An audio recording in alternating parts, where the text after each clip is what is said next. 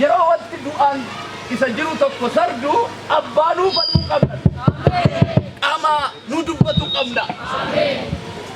Xabaqaa beektumni xabaqaa yeroo waa falmiin tokko isinitti dhadhaa'u xabaqaa fuutaniitu dubbachiifatu maal gootanii birriitu kaffalame al tokko tokko xabaqaa bitanii birrii gurguddaa baasaniitu namoonni baay'een addacha irratti qaana'u injifatamanii.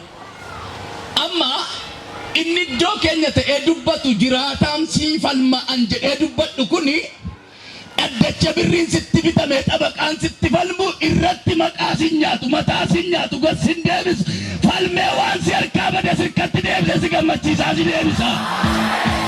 Merka keessa raasaati an barana na milkaa jedha ayyaati. Xabaqaan keenya insaatu taargeet godha waan itti dhaqee injifachiisee dadhabaa goorsee manatti deebisa. Waan itti dhaqee tokko injifachiisee tuu isa kufaa lafaa kaasee bayyaannachiisa. Merka keellatti qabisi deebisa. Maqaa Yesuusiin balbala kaatee nan darba nan jiraadha jettee abbaltee didee jireenya si harkaa kufu sanatti boquu wanti qabata.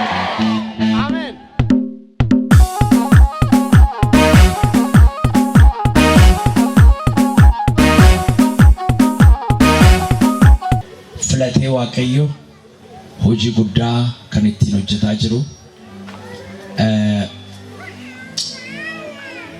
waggaa darbe kana iddoo baay'ee wajjin deemneerra tajaajilaa turre dhugaa dubbachuudhaaf baay'een gammada.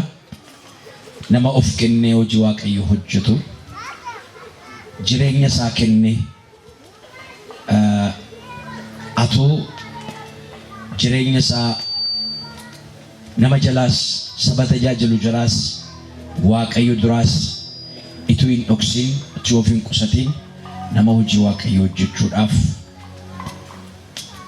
bara kana keessa jiru hojjechuudhaaf jiru hojjetaaf jiru keessaa nama tokko. Kanaaf mee waa'ee nama kanaa Waaqayyo nuu kenneef harka keenya walitti buufnee Waaqayyoon galateeffannaa.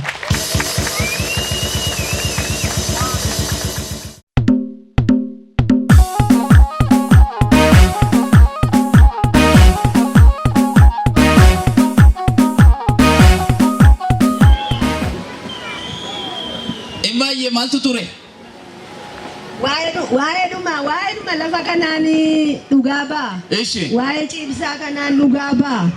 Ciibsaa chumachu. Tureera anamma takka ture hundumaa argeera. Waa'ee wangeelli Waaqayyoo.